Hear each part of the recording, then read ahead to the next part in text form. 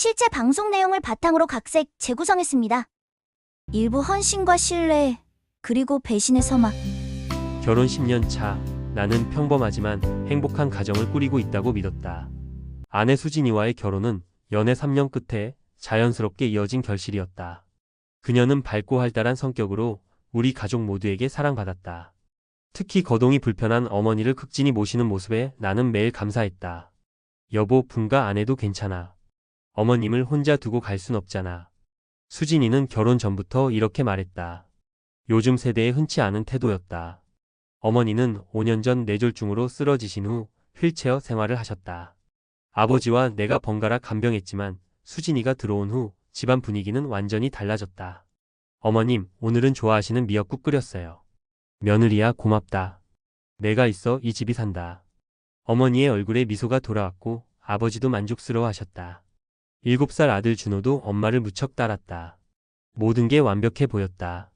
아버지는 어머니가 쓰러지신 후 많이 외로워하셨다.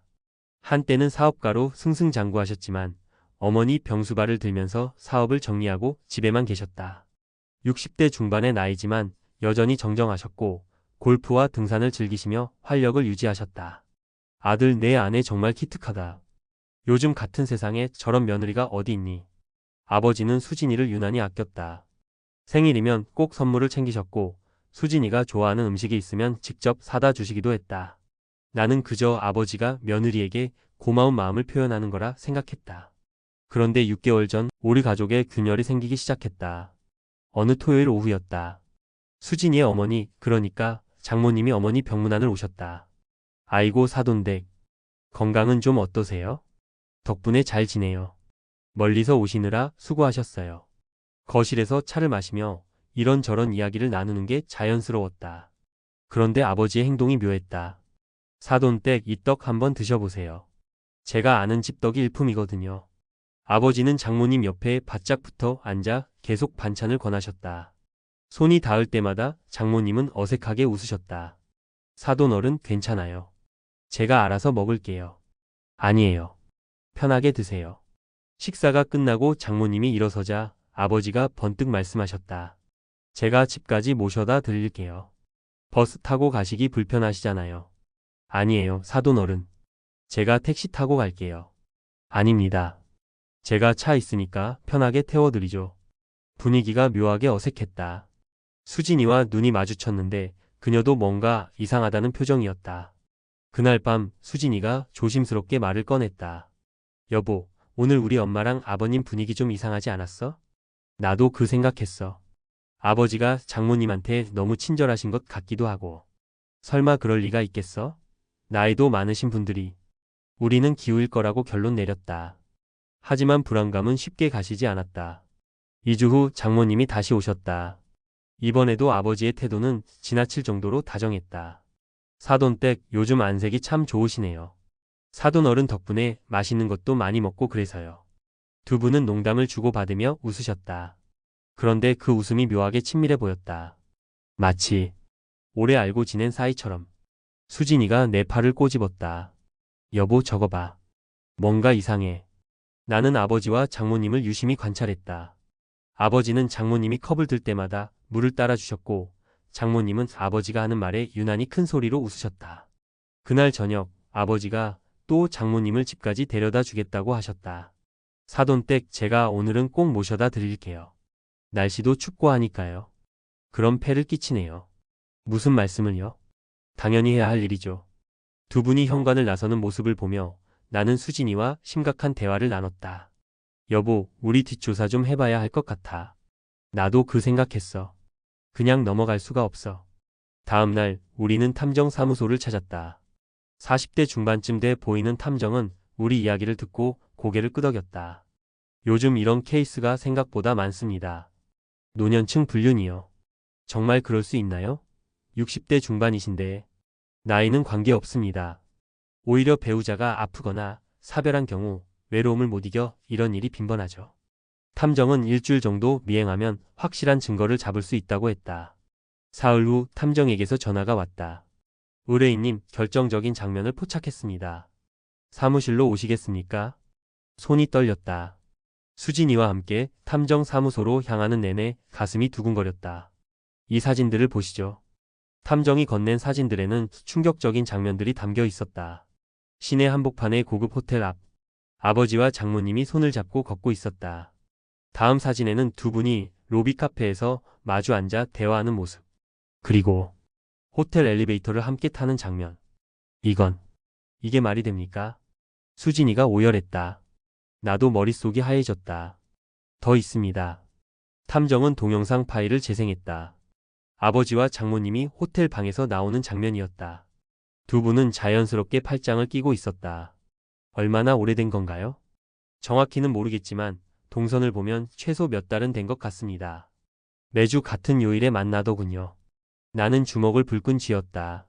어머니는 집에서 휠체어에 앉아 계시는데 아버지는 장모님과. 더 심각한 게 있습니다. 탐정이 또 다른 사진을 보여줬다. 우리 집 근처 공원에서 찍은 사진이었다.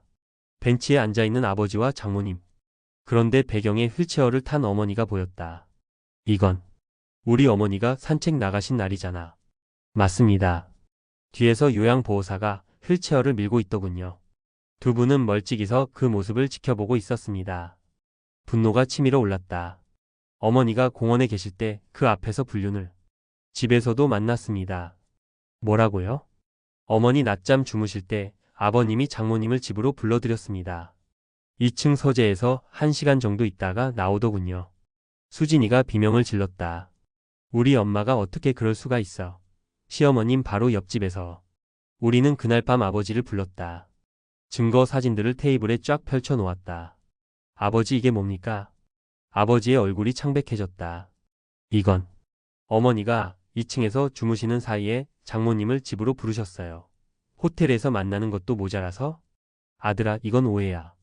우리는 그냥 뭡니까? 손잡고 호텔 들어가는 게 그냥입니까? 장모님도 급히 불렀다. 두 분은 한동안 변명을 늘어놓다가 결국 인정했다. 미안하다. 정말 미안해. 아버지가 고개를 숙였다. 우리도 어쩔 수 없었어. 외로웠고 서로 의지하다 보니. 어머니는요? 병상에 누워 계신 어머니는 생각 안 하셨어요. 그건 나도 잘못했다는 거 안다. 수진이의 어머니도 울먹였다. 딸아, 엄마도 내 아버지 돌아가신 후 너무 외로웠어. 그래서 시어머님 있는 집에서 그런 짓을 했어요. 엄마 어떻게 그럴 수 있어요. 결국 두 분은 다시는 만나지 않겠다고 약속했다.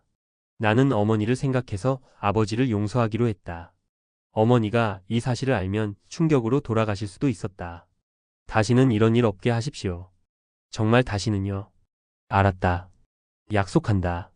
그렇게 한 달이 지났다.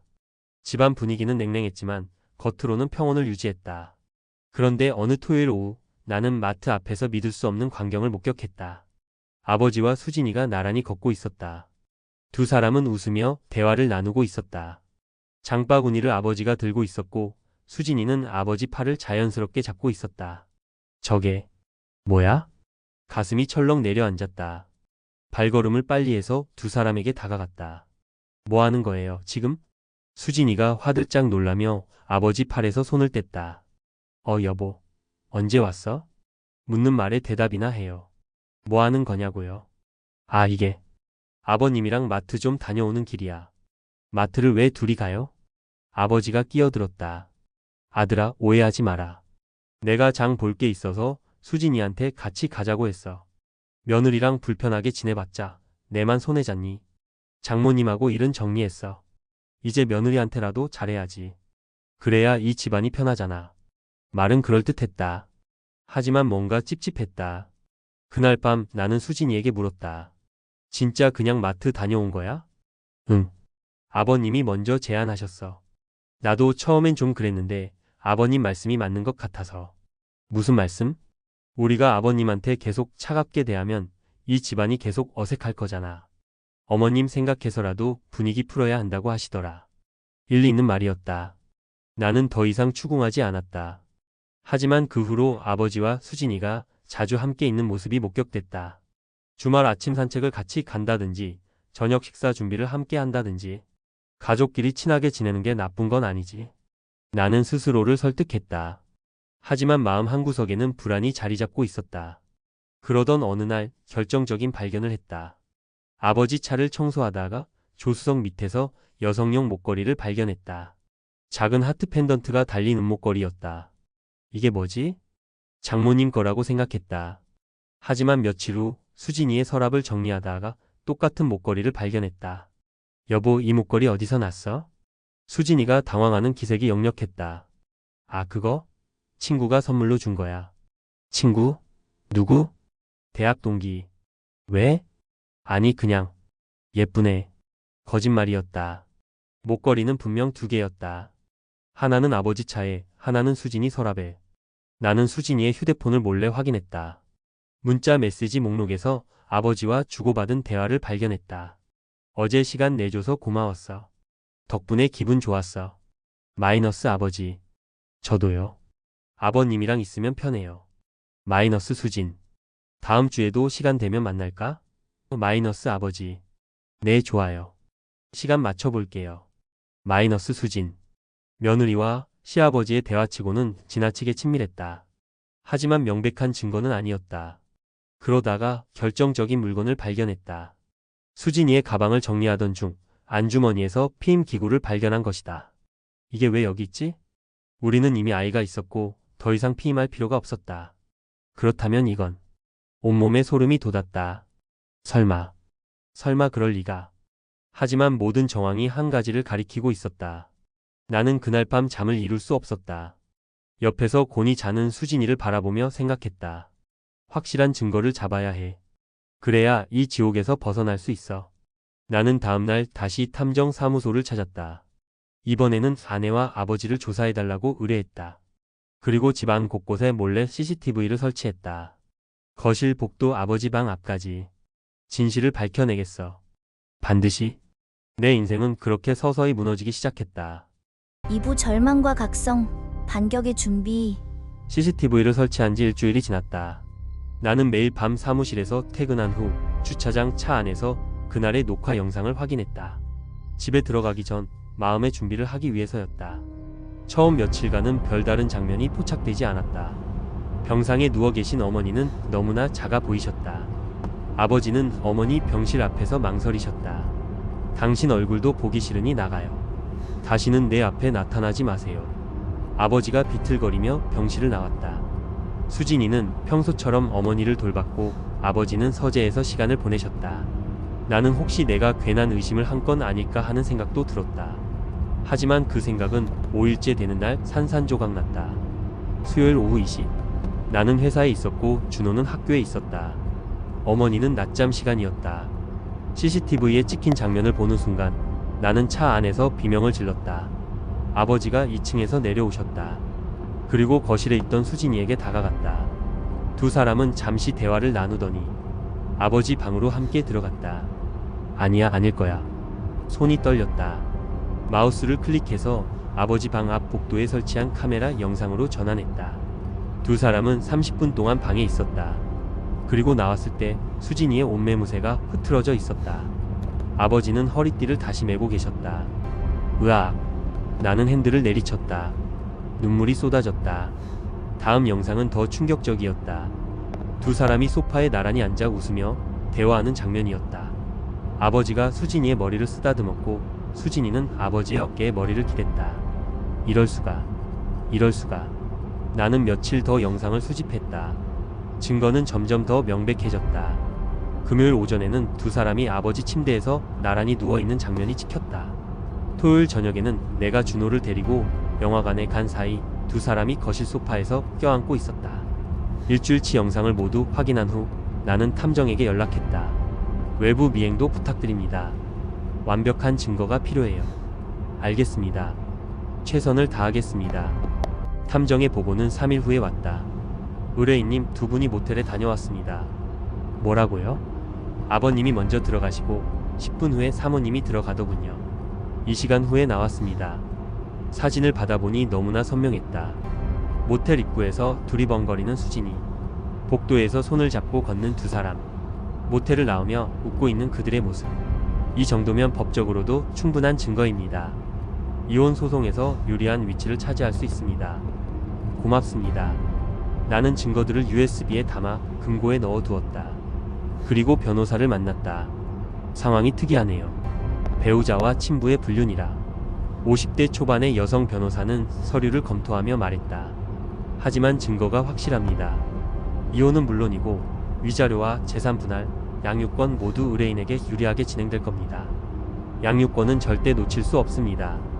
걱정 마세요. 상대방의 부정행위가 명백하니까요. 게다가 친부와의 불륜이라는 점은 법정에서 매우 부정적으로 판단됩니다.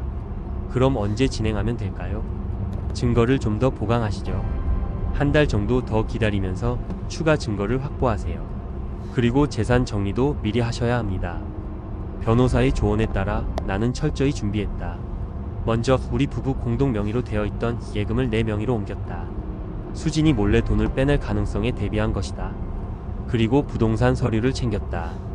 우리 집은 내 명의였지만 혹시 모를 상황에 대비해 등기부등본을 여러 부 발급받아 두었다. 준호의 양육권 확보를 위해 준호와 더 많은 시간을 보냈다. 학교 행사에 빠짐없이 참석했고 주말에는 함께 공원에 갔다. 좋은 아버지라는 이미지를 확실히 만들어 놓기 위해서였다. 아빠 요즘 많이 놀아줘서 좋아. 그래? 아빠가 앞으로 더 많이 놀아줄게. 준호를 안으면서 눈물이 났다. 이 아이는 아직 아무것도 모른다. 엄마가, 할아버지가 무슨 짓을 하고 있는지 준호만큼은 지켜내야 해. 한편 집에서는 아무렇지 않은 척 연기했다. 수진이에게 다정하게 대했고 아버지와도 평소처럼 대화했다. 아들아, 요즘 표정이 밝아졌네. 네, 회사 일이 잘 풀려서 그런 것 같아요. 아버지는 뿌듯한 표정을 지으셨다. 그 얼굴을 보면서 나는 속으로 비웃었다. 곧 그 미소가 사라질 겁니다. 수진이는 더 대담해졌다. 어느 날 밤 내가 야근한다고 하자 기뻐하는 기색이 역력했다. 여보, 오늘 늦어? 저녁은? 회사에서 먹을게. 너랑 준호만 먹어. 알았어. 조심해서 다녀와. 그날 밤 CCTV를 확인하니 내가 집을 나서자마자 수진이와 아버지가 포옹하는 장면이 찍혔다. 준호를 재운 후 두 사람은 아버지 방으로 들어갔다. 새벽 1시까지 나오지 않았다. 나는 주차장 차 안에서 그 영상을 보며 이를 갈았다. 조금만 더 참자. 조금만 더.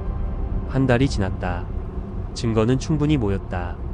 이제 실행에 옮길 때였다. 그런데 결정적인 순간이 찾아왔다. 어느 목요일 저녁 나는 일부러 회식이 있다고 거짓말을 했다. 하지만 실제로는 집 근처 카페에서 대기하고 있었다. 오후 8시 휴대폰으로 실시간 CCTV를 확인했다. 준호는 이미 잠들었고 어머니도 방에서 주무시고 계셨다. 수진이와 아버지가 거실에서 와인을 마시고 있었다. 이제 끝장을 봐야겠어. 나는 집으로 향했다. 열쇠를 조용히 돌려 현관문을 열었다. 신발을 벗지 않고 복도를 지나 아버지 방으로 다가갔다. 방문 앞에서 멈춰섰다. 안에서 소리가 들렸다. 여보, 이러면 안 되는 거 아니에요? 수진이의 목소리였다. 하지만 거부하는 톤이 아니었다. 오히려 애교 섞인 목소리였다. 괜찮아. 아들은 늦게 온다고 했잖아. 그래도 혹시 모르잖아요. 걱정 마. 내가 다 알아서 할게. 나는 더 이상 참을 수 없었다. 방문을 벌컥 열었다. 침대 위 아버지와 수진이가 엉켜 있었다. 시간이 멈춘 것 같았다. 수진이의 얼굴이 창백해졌고 아버지는 황급히 일어나 옷을 여미셨다. 너는 왜? 제가 왜 제 집에 들어오면 안 됩니까? 내 목소리는 놀라울 정도로 차갑게 나왔다. 아들아, 이건 오해야. 우리가 오해? 뭘 오해하라는 겁니까? 나는 휴대폰을 들어 사진을 찍었다. 플래시가 번쩍였다. 당신 지금 뭐 하는 거야? 수진이가 소리쳤다. 증거 확보하는 거요. 이미 한 달치 영상은 다 있지만 현장 사진도 있으면 좋으니까. 영상? 무슨 영상? 집 안 곳곳에 CCTV 설치한 거 몰랐어요. 당신들이 얼마나 뻔뻔하게 놀아놨는지 다 찍혀 있어요. 수진이의 얼굴에서 핏기가 완전히 빠졌다. 그리고 모텔 출입하는 사진도 있고 문자 메시지 내역도 다 백업해뒀어요. 변호사한테도 이미 넘겼고요. 아들아, 진정해라. 우리가 이야기 좀. 이야기요? 무슨 이야기를 하자는 겁니까? 나는 침대 옆 테이블에서 수진이의 옷을 집어 던졌다. 어머니가 2층에서 주무시는 동안 바로 옆방에서 이런 짓을 했어요. 10년을 함께 산 아내가 날 낳아주신 아버지가. 미안하다. 정말 미안해. 아버지가 고개를 숙였다. 미안하다고 용서될 것 같아요? 이미 한 번 장모님하고 일 터졌을 때 용서해드렸잖아요. 그때 다짐하셨죠? 다시는 안 그러겠다고? 그건 내가 약했어. 외로움을 이기지 못했어. 외로우면 아들 며느리랑 자도 됩니까? 그게 사람이 할 짓입니까? 수진이가 옷을 입으며 변명을 늘어놓기 시작했다. 여보, 들어봐. 사실은 뭐예요? 당신이 먼저 유혹했다고 할 건가요? 아니면 아버지가 협박했다고 할 건가요? 수진이가 입을 다물었다. 어차피 다 소용없어요. 증거가 너무 많거든요. 법정에서 봅시다. 나는 방을 나오려다가 멈춰섰다. 아, 그리고 내일 아침까지 짐 싸서 나가세요. 둘 다요. 이 집은 제 명이니까 당신들이 나가야 해요. 준호는 어떡하고? 수진이가 울먹였다. 준호는 제가 키웁니다.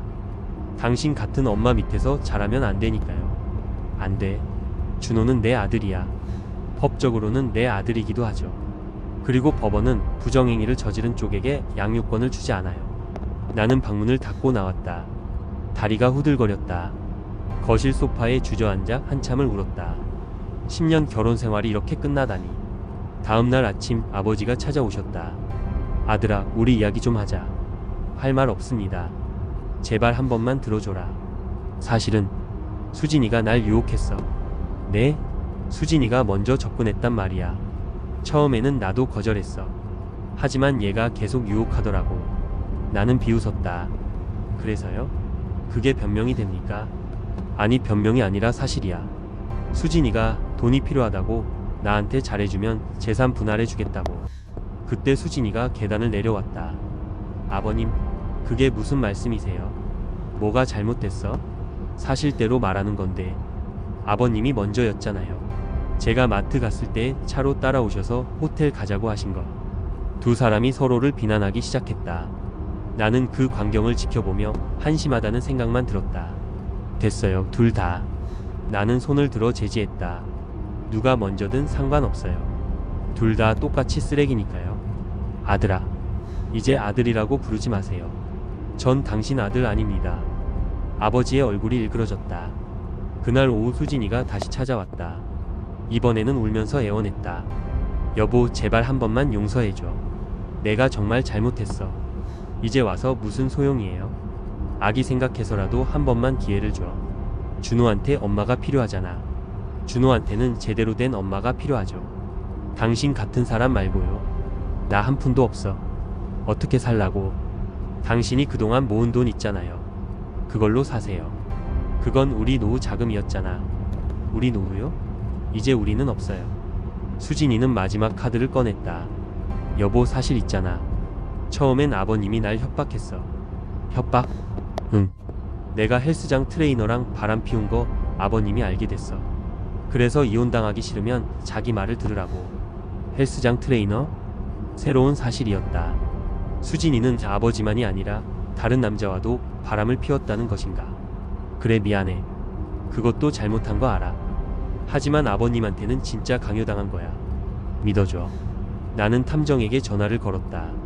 의뢰인님, 확인해보니 사모님이 지난 6개월간 헬스장 트레이너와 자주 만났습니다. 호텔 출입 기록도 있고요. 감사합니다. 전화를 끊고 수진이를 바라봤다. 거짓말하지 마세요. 당신은 아버지한테 강요당한 게 아니에요. 그냥 당신이 원해서 한 거죠. 아니야. 정말 아버님이. 증거가 다 있어요. 당신이 아버지한테 먼저 문자 보낸 것도, 모텔 가자고 조른 것도. 수진이는 더 이상 변명하지 못했다. 나가세요. 더 이상 당신 얼굴 보고 싶지 않아요. 준호는 내가 낳았어. 엄마가 키워야 한다고. 법원에서 판단하겠죠. 수진이가 마지막으로 소리쳤다. 좋아. 그럼 법정에서 보자고. 내가 가만히 있지 않을 거야. 하지만 나는 이미 알고 있었다. 싸움은 이미 끝났다는 것을. 증거는 압도적으로 내 편이었다. 며칠 후 변호사로부터 전화가 왔다. 상대 측 변호사가 합의를 제안했습니다. 합의요? 네. 재판 가면 100% 지니까 선처를 구하는 거죠. 위자료는 포기하고 양육권도 의뢰인에게 넘기겠답니다. 대신 면접 교섭권만 달라고 하네요. 거절하세요. 네, 의뢰인님께 유리한 조건인데요. 면접 교섭권도 안 됩니다. 저런 엄마 밑에서 자라면 준호가 망가져요. 알겠습니다. 강경하게 나가겠습니다. 나는 준호를 데리고 상담센터를 찾았다. 아이 심리 전문가와 상담이 필요했다.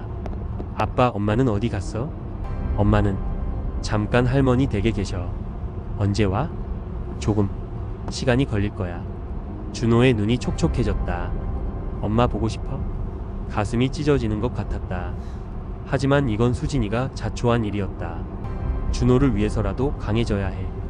한편 어머니께는 아직 사실을 말씀드리지 못했다. 어머니의 건강 상태를 생각하면 차마 입이 떨어지지 않았다. 하지만 어머니는 집안 분위기가 이상하다는 걸 눈치채셨다. 아들아, 수진이는 어디 갔니? 잠깐 친정에 다녀온대요. 그래? 한데 요즘 내 아버지도 안 보이네. 아버지는 친구분 댁에 계세요. 어머니는 의심스러운 눈빛으로 나를 바라보셨지만 더 이상 묻지 않으셨다. 2주 후 드디어 1차 재판날이 다가왔다. 법정에서 수진이를 마주쳤다. 그녀는 초췌한 모습이었다. 피고인은 피고인석에 앉으세요.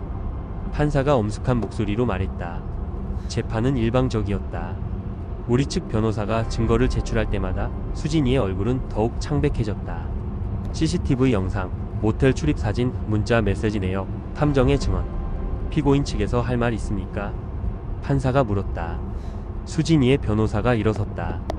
재판장님, 피고인은 시아버지로부터 협박과 강요를 받았습니다. 이는 정상 참작이 가능한 증거가 있습니까? 그것이 아직 확보하지 못했습니다만 증거 없는 주장은 인정할 수 없습니다. 판사는 단호했다. 재판이 끝나고 복도에서 수진이와 마주쳤다. 여보, 아니 당신 정말 이래야겠어? 이미 늦었어요. 난 정말 외로웠어. 당신은 맨날 야근하고 나한테 관심도 없고 그게 변명이 되나요? 외로우면 남편 아버지랑 자도 됩니까? 나도 사람이야. 새로운 자극이 필요했다고. 나는 돌아서서 걸어갔다. 뒤에서 수진이의 울음소리가 들렸지만 돌아보지 않았다. 이제 끝이 보인다. 조금만 더 버티자. 그날 밤 나는 준호를 안고 오랫동안 있었다. 아빠 왜 울어? 아니야. 눈에 뭐 들어가서 그래. 아빠, 나 엄마 보고 싶어. 아빠가 있잖아. 응. 아빠 있어서 좋아. 준호의 작은 손이 내 뺨을 닦아줬다. 이 아이만큼은 꼭 지켜내겠어. 반드시. 복수는 이제 막 시작되었다. 구독과 좋아요, 알림 설정. 이야기는 계속됩니다. 상부 정면 충돌과 역전의 시작. 1차 재판 후 2주가 지났다. 수진이 측에서 항소를 준비한다는 소식이 들려왔다. 그녀는 새로운 변호사를 선임했고 이번에는 본격적으로 맞서겠다는 의지를 보였다. 의뢰인님, 상대 측이 정신감정을 요청했습니다. 변호사가 전화로 알려왔다. 정신감정이요? 네. 시아버지의 강압과 협박으로 인한 외상 후 스트레스 장애를 주장하려는 것 같습니다. 말도 안 되는 소리를. 걱정하지 마세요. 우리 증거가 워낙 확실하니까요. 오히려 저쪽이 궁지에 몰려서 발버둥치는 겁니다. 2차 재판날 법정은 방청객으로 가득 찼다. 소문이 퍼졌는지 기자들도 몇 명 보였다. 수진이는 이번에 완전히 다른 모습으로 나타났다. 검은색 정장을 입고 머리를 단정하게 묶었다. 눈가는 붉게 부어 있었고 핸드백을 꼭 움켜쥔 채 떨고 있었다. 연기하는 거구나. 나는 속으로 비웃었다. 재판이 시작되자 수진이의 변호사가 공세를 퍼붓기 시작했다. 재판장님, 피고인은 시아버지로부터 지속적인 성적 괴롭힘과 협박을 받았습니다. 정신과 전문의의 소견서를 제출합니다. 서류가 판사에게 전달됐다. 피고인은 외상 후 스트레스 장애 진단을 받았으며 이는 시아버지의 강압적 행동으로 인한 것입니다. 우리 측 변호사가 즉시 반박했다. 재판장님, 제출된 CCTV 영상을 다시 한번 확인하시기 바랍니다. 피고인이 스스로 시아버지의 방으로 들어가는 장면, 웃으며 대화하는 장면이 명확히 포착되어 있습니다. 이것이 강압입니까? 판사가 영상을 재생했다.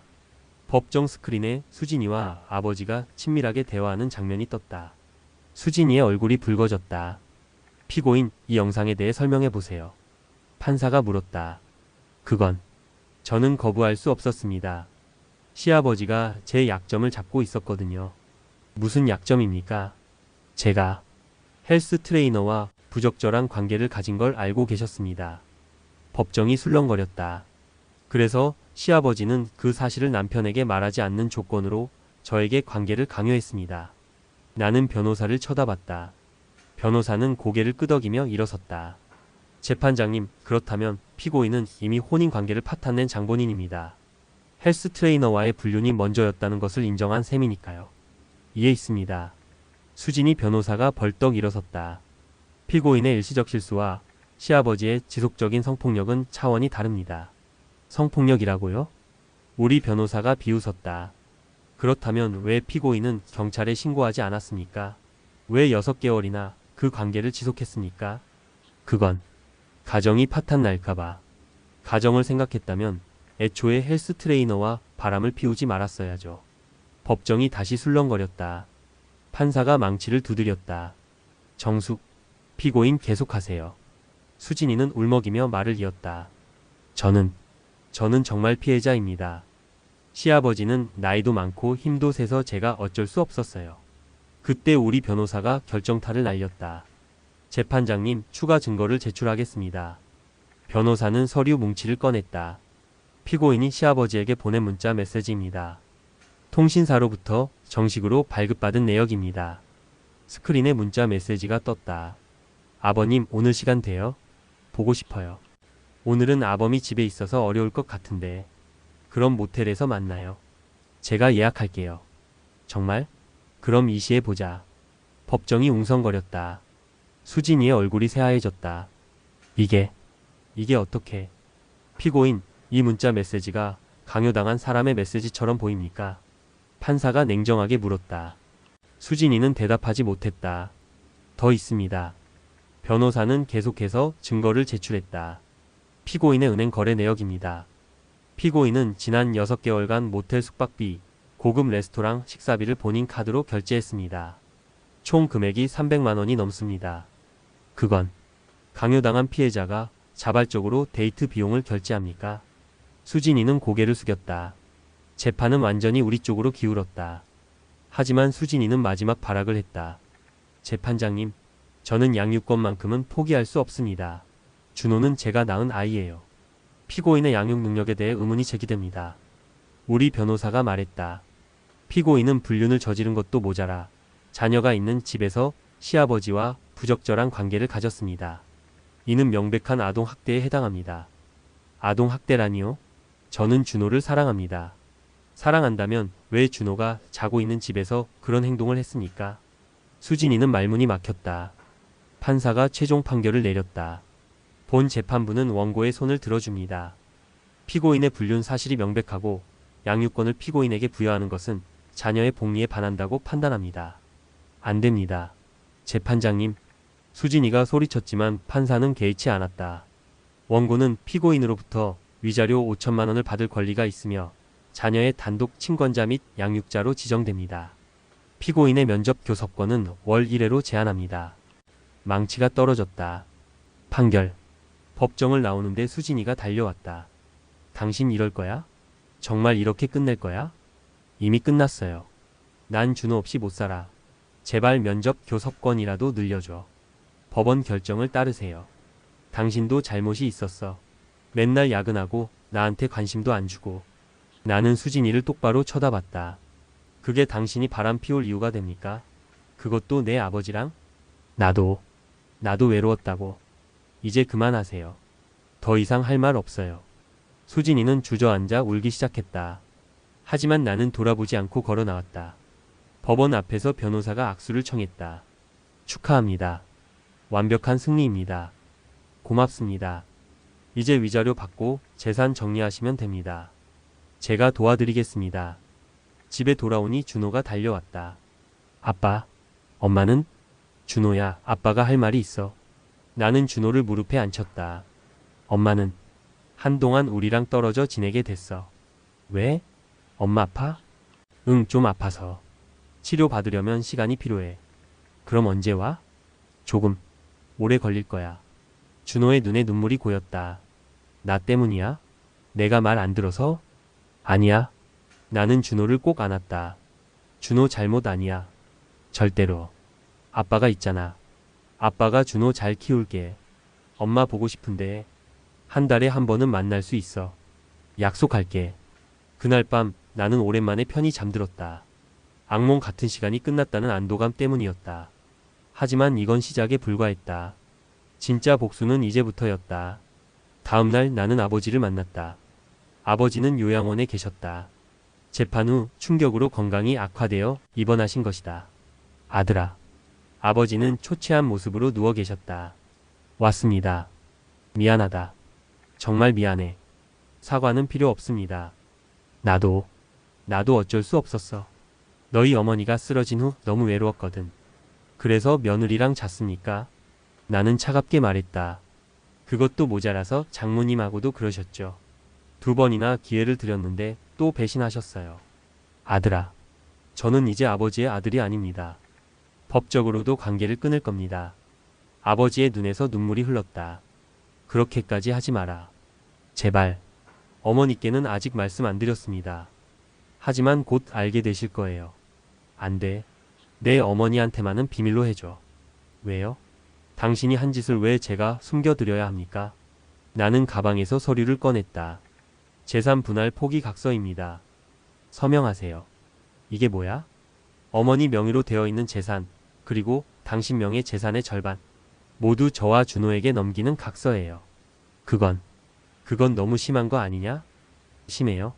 당신이 한 짓에 비하면 아무것도 아닙니다. 나도 살아야 하잖아. 최소한의 생활비는 남겨드릴 겁니다. 요양원비 정도는 나오게요. 아버지는 떨리는 손으로 서류를 읽었다. 이걸 서명 안 하면? 그럼 어머니께 모든 걸 말씀드리겠습니다. 당신이 장모님하고 며느리하고 무슨 짓을 했는지. 그건 살인이나 마찬가지야. 내 어머니 심장이 약하신 거 알잖아. 알아요. 그래서 선택권을 드리는 겁니다. 조용히 재산 포기하시든지 아니면 어머니께 사실대로 말씀드리든지. 아버지는 한참을 고민하다가 결국 서명했다. 이 원수 같은 자식아. 저를 원망하지 마세요. 이건 모두 당신이 자초한 일입니다. 나는 서류를 챙겨 들고 일어섰다. 아, 그리고 어머니는 제가 모시겠습니다. 당신은 이제 면회도 오지 마세요. 안 돼. 내 어머니를 만나지 못하게 하다니. 당신이 어머니를 배신했잖아요. 자격이 없습니다. 나는 요양원을 나왔다. 뒤에서 아버지의 울음소리가 들렸지만 돌아보지 않았다. 그로부터 일주일 후 수진이에게서 전화가 왔다. 여보. 아니 당신. 나 좀 만나줄 수 없어? 무슨 일이에요? 위자료 5천만 원. 그거 좀 깎아줄 수 없을까? 나 진짜 돈이 없어. 법원 판결인데 제가 어떻게 합니까? 제발 부탁이야. 나 지금 오피스텔 보증금도 못 내고 있어. 일자리도 없고. 그건 당신 문제예요. 준호라도 만나게 해줘. 한 달에 한 번은 너무 적어. 법원 결정을 따르세요. 당신 정말 매정하구나. 우리 10년을 함께 살았잖아. 그 10년을 당신이 배신했잖아요. 수진이는 목소리를 높였다. 좋아. 그럼 나도 가만히 있지 않을 거야. 언론에 다 폭로할 거야. 하세요. 어차피 재판 기록은 공개되어 있는데요. 당신도 잘못이 있었어. 나한테 관심 안 주고 맨날 야근하고. 그게 변명이 됩니까? 계속 똑같은 말만 하네요. 전화를 끊어버렸다. 하지만 수진이의 위협은 현실이 됐다. 일주일 후 인터넷 커뮤니티에 우리 이야기가 올라온 것이다. 시아버지와 며느리의 충격적인 불륜 사건. 제목부터 자극적이었다. 내용은 수진이가 쓴 게 분명했다. 자신은 피해자이고 나는 집에만 들어오지 않는 나쁜 남편이라는 식으로 포장되어 있었다. 댓글들이 달리기 시작했다. 남편도 잘못이 있네요. 아내한테 관심을 주지 않으면. 그래도 시아버지랑은 좀 심한데. 둘 다 문제 있어 보임. 나는 변호사에게 연락했다. 명예훼손으로 고소할 수 있습니까? 물론입니다. 재판 기록과 다르게 사실을 왜곡했으니까요. 그럼 진행해 주세요. 알겠습니다. 그리고 의뢰인님 한 가지 제안이 있습니다. 뭔데요? 아예 정식으로 반박 자료를 올리는 게 어떨까요? 재판 기록, 증거 자료를 공개하는 겁니다. 그게 괜찮을까요? 이미 왜곡된 정보가 퍼지고 있습니다. 진실을 알리는 게 낫습니다. 나는 고민 끝에 동의했다. 며칠 후 같은 커뮤니티에 반박 글이 올라갔다. 재판 기록, CCTV 영상 캡처, 문자 메시지 증거가 모두 공개됐다. 물론 얼굴은 모자이크 처리했다. 반응은 폭발적이었다. 헐, 진짜 며느리가 먼저 유혹한 거였네. 모텔비를 자기가 결제했다고? 이건 100% 자발적인데요. 남편 너무 불쌍. 아내도 아버지도 배신하다니. 저런 엄마 밑에서 자라면 아이만 망가져요. 양육권 판결 잘한 듯. 여론이 완전히 뒤집혔다. 수진이에게서 다급한 전화가 왔다. 당신 왜 그런 거 올렸어? 나 지금 미치겠어. 사람들이 나한테 욕하고 친구들도 다 연락 끊고. 당신이 먼저 거짓말을 올렸잖아요. 이거 내려달라고. 당장. 싫어요. 진실은 알려줘야 하니까요. 내가 죽으면 후회할 거야. 협박하지 마세요. 그것까지 녹음하고 있으니까. 수진이는 울먹이며 전화를 끊었다. 그날 밤 수진이의 어머니, 그러니까 전 장모님에게서 전화가 왔다. 사위?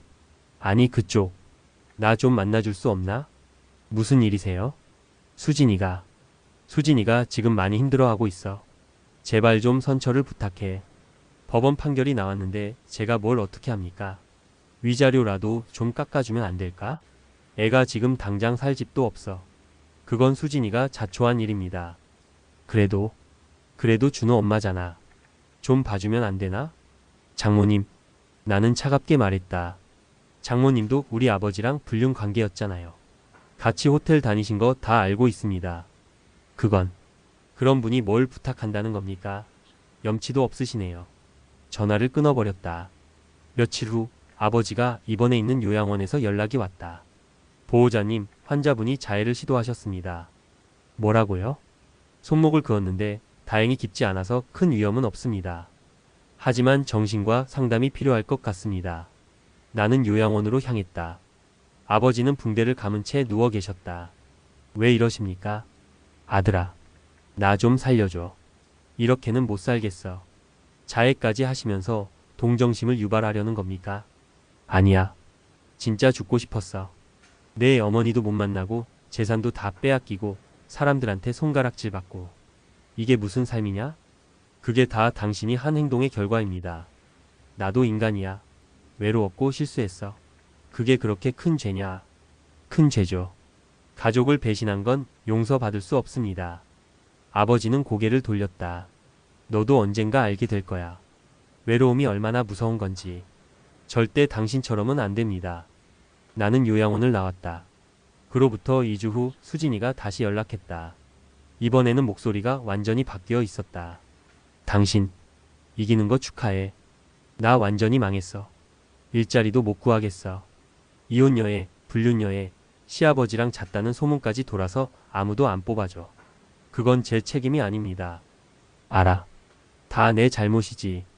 인정해. 수진이는 한숨을 쉬었다. 근데 한 가지만 부탁할게. 준호만은 제대로 키워줘. 내 잘못 때문에 애가 상처받지 않게 해줘. 당연히 그럴 겁니다. 그리고 나 한 달에 한 번 면접 교섭 갈게. 그것만큼은 지켜줘. 법원 결정대로 하겠습니다. 고마워. 정말 미안했어. 전화가 끊겼다. 나는 창밖을 바라봤다. 복수는 완성되어 가고 있었다. 하지만 마음 한구석이 공허했다. 이게 정말 내가 원하던 결말일까? 그날 밤 준호가 물었다. 아빠, 엄마는 언제 와? 다음 주에 만날 수 있어. 진짜? 야호. 준호의 환한 얼굴을 보며 나는 다짐했다. 그래, 이건 준호를 위한 선택이었어. 올바른 선택이었어. 하지만 밤마다 악몽이 찾아왔다. 아버지와 수진이가 손가락질하는 꿈. 어머니가 우시는 꿈. 조금만 더 버티자. 복수의 마지막 단계가 다가오고 있었다. 사고 완전한 심판과 새로운 시작. 그로부터 한 달 후 어머니의 상태가 급격히 나빠졌다. 환자분이 폐렴에 걸리셨습니다. 면역력이 많이 약해진 상태라 입원 치료가 필요합니다. 주치의의 말에 나는 급히 어머니를 병원으로 모셨다. 병상에 누워 계신 어머니는 너무나 작아 보이셨다. 아들아, 내 어머니, 내 아버지는 왜 안 오니? 순간 가슴이 철렁했다. 아버지는 바쁘셔서요. 거짓말 마라. 뭔가 있는 거지? 어머니는 약하신 몸이지만 여전히 예리하셨다. 수진이도 안 보이고 내 아버지도 안 보이고.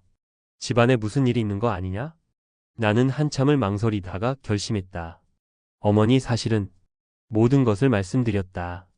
장모님과의 불륜, 그리고 수진이와의 관계까지. 어머니의 얼굴은 점점 창백해졌다. 그게 정말이냐? 네, 죄송합니다. 말씀드리지 못해서. 어머니는 한참 동안 아무 말씀이 없으셨다.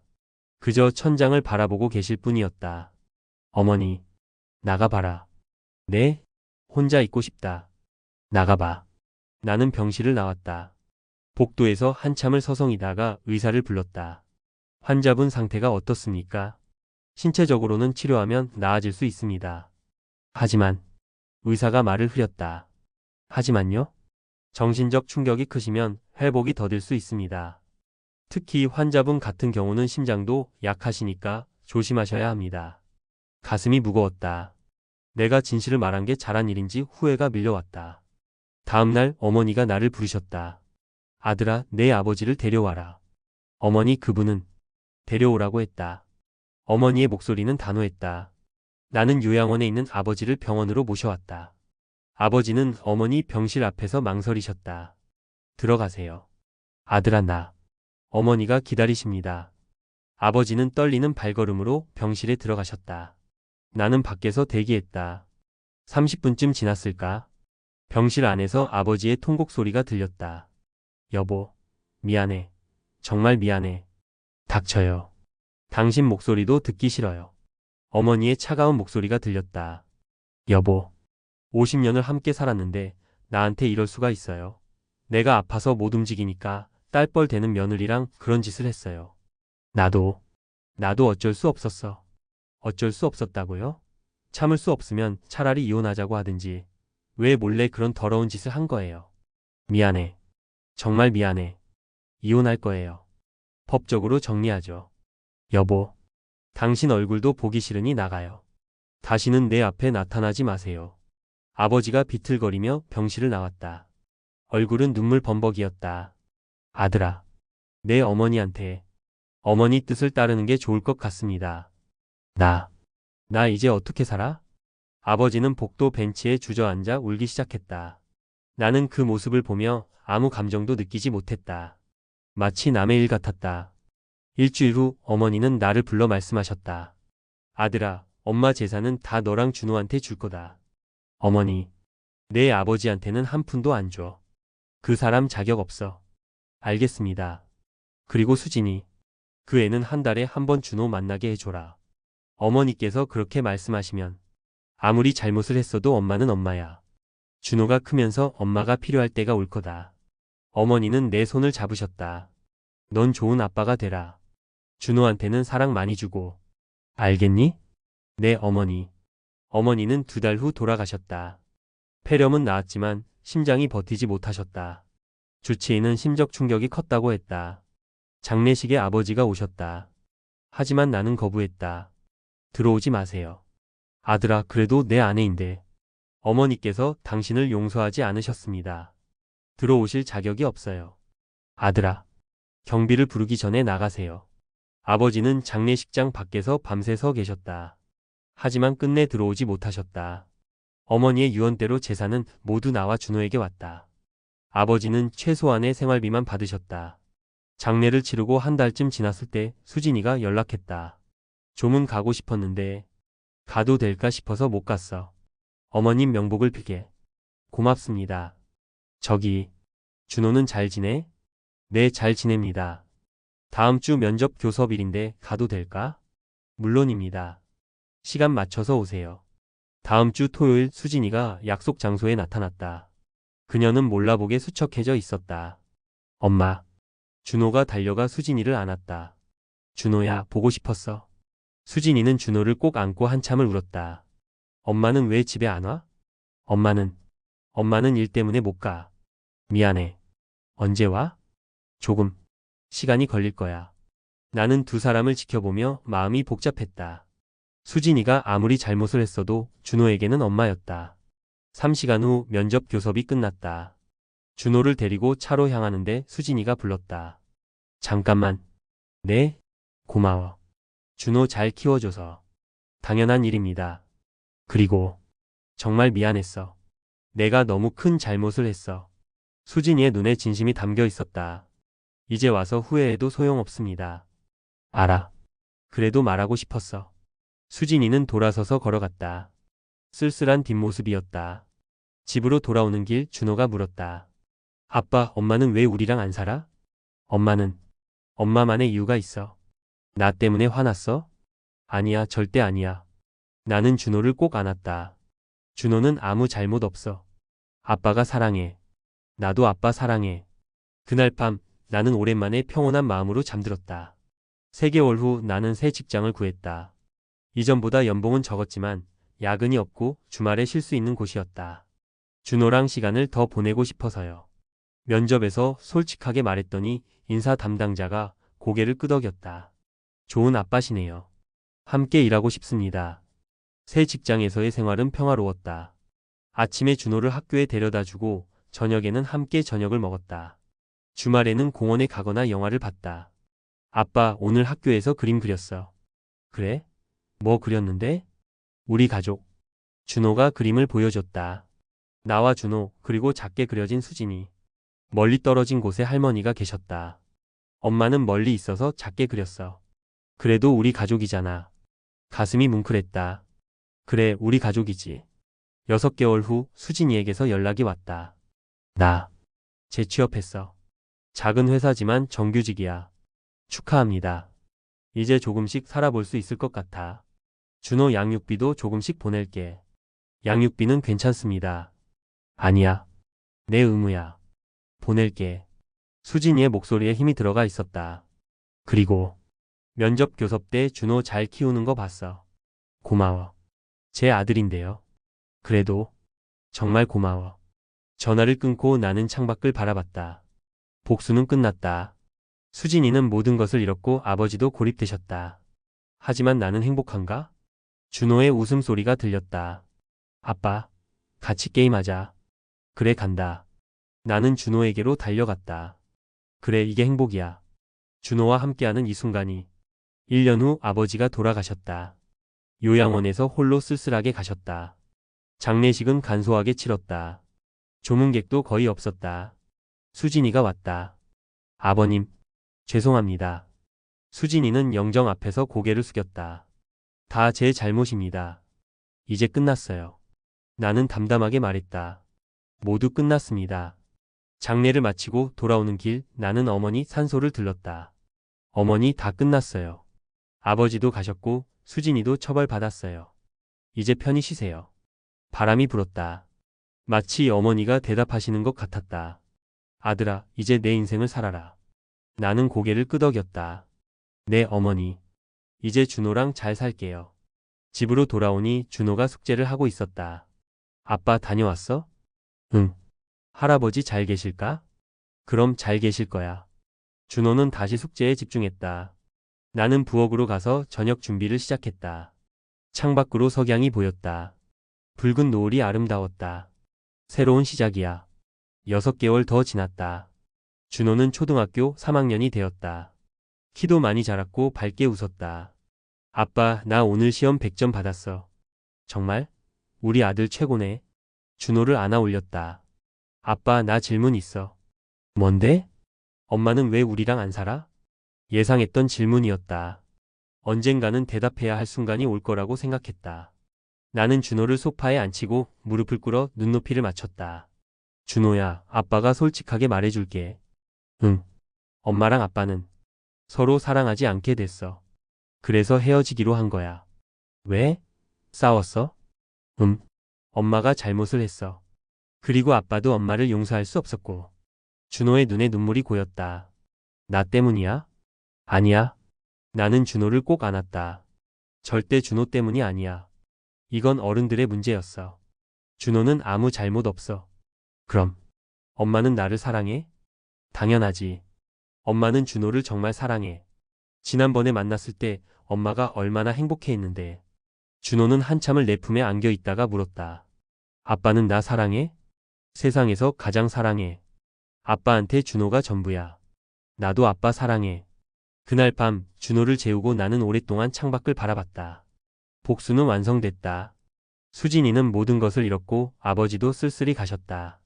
나는 재산도 양육권도 모든 것을 되찾았다. 하지만 가슴 한편에는 공허함이 남아 있었다. 이게 정말 내가 원하던 결말인가? 휴대폰이 울렸다. 수진이었다. 저기, 다음 주 면접 교섭일인데 장소를 바꿔도 될까? 내가 준호 좋아하는 놀이공원에 데려가고 싶어서. 그러세요. 고마워. 그리고 수진이가 잠시 망설이다 말했다. 준호한테 잘해줘서 고마워. 사진 보니까 정말 밝게 웃더라. 내가 좋은 아빠라는 게 느껴져. 나는 정말 형편없는 엄마였어. 인정해. 하지만 이제부터라도 제대로 하고 싶어. 한 달에 한 번이지만 그때만큼은 최고의 엄마가 되고 싶어. 수진이의 목소리에 진심이 담겨 있었다. 그렇게 하세요. 그리고 나 상담 받고 있어. 심리 상담. 왜 그런 짓을 했는지, 어떻게 살아야 하는지. 쉽지 않아. 매일 후회하고 자책하고. 하지만 이렇게라도 살아야 언젠가 준호한테 떳떳해질 수 있을 것 같아서. 전화를 끊고 나는 한참을 생각했다. 복수는 끝났다. 하지만 미움도 함께 끝내야 할 때가 온 것 같았다. 다음 주 토요일 수진이가 준호를 데리러 왔다. 그녀는 전보다 훨씬 나아 보였다. 옷차림도 단정했고 표정도 밝았다. 준호야. 엄마. 준호가 달려가 수진이를 안았다. 오늘 놀이공원 갈 거야. 준호 좋아하는 롤러코스터 타자. 와, 진짜? 두 사람이 손을 잡고 걸어가는 모습을 보며 나는 조금 마음이 편해졌다. 저녁이 되어 준호가 돌아왔다. 아빠, 오늘 너무 재밌었어. 롤러코스터도 타고 솜사탕도 먹고. 그래? 재밌었어? 응. 엄마가 다음에 또 데려가 준대. 준호의 환한 얼굴을 보며 나는 깨달았다. 내가 진정으로 원했던 건 복수가 아니었다. 준호의 행복이었다. 그리고 준호가 행복하려면 엄마도 필요했다. 그날 밤 나는 변호사에게 전화했다. 면접 교섭권을 확대할 수 있을까요? 네, 의뢰인님 무슨 말씀이신지. 한 달에 한 번이 아니라 한 달에 두 번. 가능할까요? 변호사는 잠시 침묵하다가 말했다. 가능합니다. 양육자인 의뢰인님이 동의하시면 가능해요. 하지만 왜 갑자기? 준호를 위해서입니다. 아이에게는 엄마도 필요하니까요. 좋은 결정이십니다. 다음 날 나는 수진이에게 문자를 보냈다. 면접 교섭권을 한 달에 두 번으로 늘리겠습니다. 준호를 위해서입니다. 얼마 후 답장이 왔다. 정말? 고마워. 정말 고마워. 꼭 좋은 엄마가 될게. 1년이 더 흘렀다. 준호는 초등학교 4학년이 되었다. 키가 부쩍 자라서 이제 내 가슴팍까지 왔다. 아빠, 나 축구부에 들어갈래. 그래? 좋아. 아빠가 응원할게. 엄마도 경기 보러 와도 돼? 당연하지. 수진이는 약속을 지켰다. 한 달에 두 번 빠짐없이 준호를 만났다. 그리고 준호의 학교 행사에도 참석했다. 처음에는 어색했다. 학교 운동회에서 수진이와 마주쳤을 때 서로 어색하게 인사만 나눴다. 하지만 시간이 지나면서 자연스러워졌다. 우리는 준호의 부모로서 협력하는 관계가 됐다. 준호 성적이 많이 올랐더라. 내가 잘 가르치고 있구나. 수진 씨도 한 달에 두 번씩 만나면서 많이 신경 써주시잖아요. 우리 참 이상한 관계가 됐네. 수진이가 쓸쓸하게 웃었다. 그래도 준호를 위해서는 이게 최선인 것 같아요. 그래. 맞아. 어느 토요일 준호의 축구 경기가 있었다. 나와 수진이는 각자 관중석에 앉아 응원했다. 준호야. 파이팅. 우리 아들. 잘한다. 준호가 골을 넣었다. 나와 수진이는 동시에 환호했다. 그리고 눈이 마주쳤다. 순간 묘한 감정이 스쳤다. 미움도 사랑도 아닌. 그저 같은 아이의 부모라는 동질감. 경기가 끝나고 준호가 달려왔다. 아빠, 엄마, 봤어? 내가 골 넣었어. 봤어. 우리 아들 최고야. 나와 수진이가 동시에 말했다. 그리고 서로를 보며 웃었다. 준호야, 치킨 먹으러 갈까? 수진이가 제안했다. 좋아. 저도. 같이 가도 될까요? 수진이가 조심스럽게 물었다. 나는 잠시 망설이다가 고개를 끄덕였다. 그러시죠. 치킨집에서 우리 셋은 함께 앉았다. 준호는 신이 나서 오늘 경기 이야기를 늘어놓았다. 아빠, 엄마, 다음 경기도 꼭 와야 해. 그럼 꼭 갈게. 약속이야? 약속. 나와 수진이가 동시에 대답했다. 그 순간 나는 깨달았다. 복수는 중요하지 않았다. 미움도 분노도. 중요한 건 앞으로 나아가는 것. 준호를 위해 그리고 나 자신을 위해. 집으로 돌아오는 길 준호가 물었다. 아빠 오늘 재밌었어. 엄마랑 아빠랑 나랑 같이 있으니까 좋더라. 그래? 응. 비록 같이 안 살지만 그래도 우리 가족 맞지? 그럼 당연하지. 준호는 만족스러운 표정으로 고개를 끄덕였다. 그날 밤 나는 오랜만에 평온한 마음으로 잠들었다. 악몽은 더 이상 찾아오지 않았다. 2년 후 준호는 이제 중학생이 됐다. 키가 나보다 커져서 이제는 내가 올려다봐야 할 지경이다. 아빠, 나 고등학교 가면 기숙사 들어갈까봐. 기숙사? 왜? 친구들이 다 간대. 그리고 공부에 집중할 수 있잖아. 그래. 내가 원하면 그렇게 해. 준호가 자라면서 나를 덜 필요로 하는 게 느껴졌다. 서운하면서도 뿌듯했다. 수진이와는 이제 편한 관계가 됐다. 준호의 진로 문제로 가끔 통화하고 중요한 결정은 함께 상의한다. 준호가 이과를 가고 싶어 하더라. 그래? 좋은 선택인 것 같아. 수학을 잘하잖아. 수진 씨 생각은 어때요? 나도 찬성이야. 준호가 원하는 걸 하게 해주자. 우리는 더 이상 부부가 아니지만 좋은 공동 양육자가 됐다. 어느 일요일 나는 어머니 산소를 찾았다. 벌써 3주기가 지났다. 어머니 잘 지내셨어요? 준호는 잘 크고 있어요. 이제 중학생이에요. 착하고 밝게 자라고 있어요. 바람이 불었다. 그리고 저도 이제 괜찮아요. 미움도 많이 내려놓았어요. 수진이도 열심히 살고 있어요. 준호한테 좋은 엄마가 되려고 노력하더라고요. 아버지는 편히 쉬고 계시겠죠. 나는 묘비 앞에 꽃을 놓고 고개를 숙였다. 어머니 이제 저 행복하게 살게요. 준호랑 함께요. 산을 내려오며 문득 생각했다. 복수는 완성됐다. 하지만 그것보다 더 큰 것을 얻었다. 용서하는 법을, 앞으로 나아가는 법을, 그리고 진정한 행복이 무엇인지. 집에 돌아오니 준호가 공부하고 있었다. 아빠 다녀왔어? 응. 공부 열심히 하네? 응. 다음 주에 시험이야. 우리 아들 최고다. 나는 준호의 머리를 쓰다듬었다. 아빠. 응? 고마워. 나 낳아줘서. 그리고 잘 키워줘서. 가슴이 뭉클했다. 아빠가 더 고마워. 준호가 있어서 아빠가 행복해. 나도 아빠 있어서 행복해. 그 순간 나는 깨달았다. 진정한 승리는 복수가 아니었다. 사랑하는 사람과 함께 행복하게 사는 것. 그것이 진정한 승리였다. 창밖으로 석양이 지고 있었다. 붉은 노을이 아름다웠다. 새로운 내일이 기다리고 있었다. 준호와 함께할 행복한 내일이. 수진이와 아버지는 자신들의 선택에 대한 대가를 치렀다. 하지만 진정한 승자는 복수에 집착한 사람이 아니라 용서하고 앞으로 나아간 사람이었다. 그리고 무엇보다 사랑하는 아들과 함께 행복한 미래를 만들어가는 사람이었다. 모든 배신에는 대가가 따른다. 하지만 모든 용서에는 평화가 따른다. 그리고 이제 진정으로 행복하다. 댓글로 당신의 이야기 들려주세요.